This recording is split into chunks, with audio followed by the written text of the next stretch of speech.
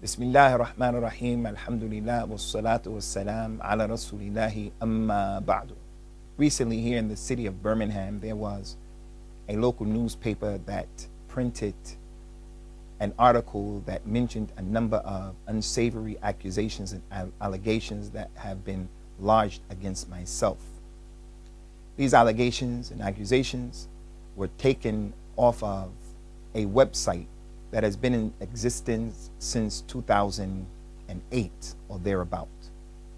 It's not strange to me, the article and the person who wrote the article. That's not strange, because some members of the media in this country and in other than this country, they have an ongoing, consistent pattern of trying to demonize al-Islam and demonize certain personalities who are connected to the religion of al-Islam. So that doesn't come as a shock to me. Especially in the article that was written, they drew from a situation that took place in 2007 with the dispatches program, in which this article mentioned that I said things like, if the young girl reaches the age of 7, the Muslim parents have to command her to wear hijab, and then when she reaches the age of 10, if she doesn't wear it, then the parents have been commanded to hit her. That's something that I don't believe in. It's something that I didn't say. So for them to draw from an article and for them to draw from the dispatches program that took place in 2007, as well as a tabloid type web page, it's all a sign and an indication that is business as usual in regards to some of the members of the media. What I find distressing and disturbing to a certain degree is the response that some Muslims have. Not all Muslims, but some Muslims. Some people have shamata. When they heard about this, they rejoiced at the news. Certain websites that even give themselves Islamic names, I don't want to mention them, but they are people who are not enlightened, to be honest with you. They put these things on their website and they support it because it's against someone who they perceive as being an enemy to them. Normally, some of the Muslims, when they read things in the media, they don't believe it. But because the person who's being accused right now is an enemy, in their perception, it's as if it's revelation that has been sent from the sky. In our religion, I'm not talking about Judaism, Christianity, Hinduism, Sikhism, in the religion of al-Islam, the Muslim has to have a minhaj. These issues are dealt with minhajiyya-wise. You have to have a minhaj. The Nabi sallallahu alaihi wasallam, he taught us that the people, when they come to you with speech, you have to ascertain as to its validity, unless you unknowingly harm a group of people. Allah subhanahu wa ta'ala's Prophet sallallahu alaihi wasallam has informed us that when certain groups of the society speak to us, don't believe them and don't disbelieve them. You have to look at what they're saying, and then you make a determination. The Prophet sallallahu alaihi wasallam informed us in what was collected by Al-Bukhari and Muslim.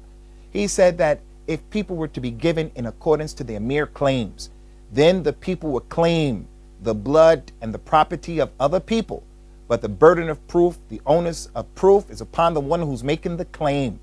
So a person can't just come and say, this belongs to me and you did that, and based upon his mere claim or accusation, that thing is going to be acted upon. This is not the religion of al-Islam. So I say to you Muslims, the timing of this thing needs to be considered. What do I mean by the timing? One thing that I mean by the timing is that it's a well-known fact that this is the month of Ramadan.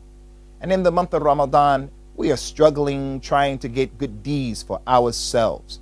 This issue has preoccupied a number of people. There are those people who, when they heard it, similar to the accusation that was lodged against Aisha radiallahu anha, some people, when they heard it, they didn't believe it, and they put the best construction to it. And they said it is something that's not being supported with proofs and evidences. But then there are the other people who, they spread it and they believe it and they rejoice at it. I tell you now, in the month of Ramadan, I will not reject for 1 second, I will not reject any of your good deeds. I would not reject you taking from me any of my bad deeds.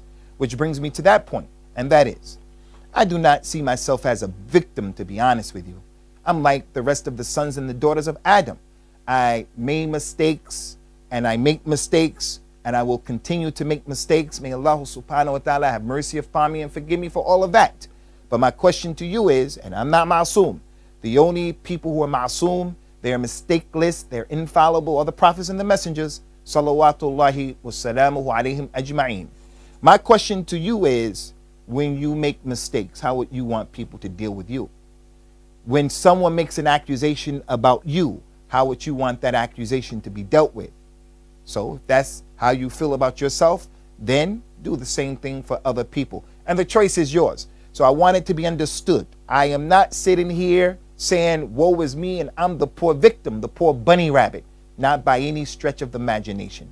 What I'm saying here is I've made mistakes, some of which I regret, some that I'm shameful of, and so forth, so on. But the point here of all of this is we have a religion. And in the religion of Al-Islam, things are dealt with in a particular way. They're not dealt with in a sleazy, low down, being in the gut and the mud, tabloid type of way, taking things off of the internet. Anyone can write with their real name or names that you don't even know. Is it a jinn? Is it a Muslim? Is it a non-Muslim? Is it a hypocrite? You don't know. And we're going to take that as being revelation and wahi, as if it is the gospel. This is something that is not acceptable. In concluding, the brothers who employ me at Green Lane Masjid, to their credit, they put out a press release. They put out a press release in which they took a position concerning this, that since 2008, the people from the website contacted Green Lane with these allegations and accusations. Green Lane gave them ample opportunities to bring forth their proofs, and they told them we would do and take the necessary steps provided you bring proofs. All of those discussions and all of those communications that transpired through the internet, all of them have been documented, and they're with Green Lane at this moment. So they released the press release and they made it clear that no one has brought forth any proof. As a matter of fact, the accusation and the allegation is one which is of the nature that is, the law has been broken. So why deal with this on the internet? Why not deal with it in a court of law? Why not go to the police and make these accusations? That's my encouragement, that these people go to the police and deal with it. And don't make the Muslims preoccupied and you turn around and you have to be responsible for every word that is being mentioned in this whole issue. You come Yawm al-Qiyamah and you won't even have any inkling of an idea that it was this mammoth. Allah knows the reality of how everything is going to turn out. So anyone who is interested in being fair and just, then know for a surety, no proofs were brought forward. Their allegations, their accusations, and the people were given a number of opportunities to bring forth their proofs. They didn't do so. So what are we supposed to do? What's supposed to be done? In terms of what the newspaper claimed, that I've been banned, I have not been banned from speaking in Green Lane. And the only masjid that I used to speak at in Reading was a masjid which was an affiliate of Green Lane Masjid, Al-Hadith. I spoke in that masjid after these claims came to light. I haven't been banned from speaking anywhere in the masajid of this country. That is an unfounded claim from the people who put forth that particular article. So Muslims, fear Allah subhanahu wa ta'ala in yourselves, fear Allah subhanahu wa ta'ala as he deserves to be feared, and know for a surety Allah Azza wa Jal is all just. Those who break the laws of Allah Azza wa Jal, those who break Allah's laws, Allah is going to deal with everyone in a just manner. Don't deal with these issues in a way in which you incur on yourself someone's sins, someone's mistakes, someone's evil. And also you incur on yourself that that individual takes from you your good deeds, your hasanat that you put forth in this blessed month, and other than those hasanat. May Allah subhanahu wa ta'ala accept it from us and you, and may he subhanahu wa ta'ala have mercy upon all of us. Wassalamu alaikum wa rahmatullahi wa barakatuh.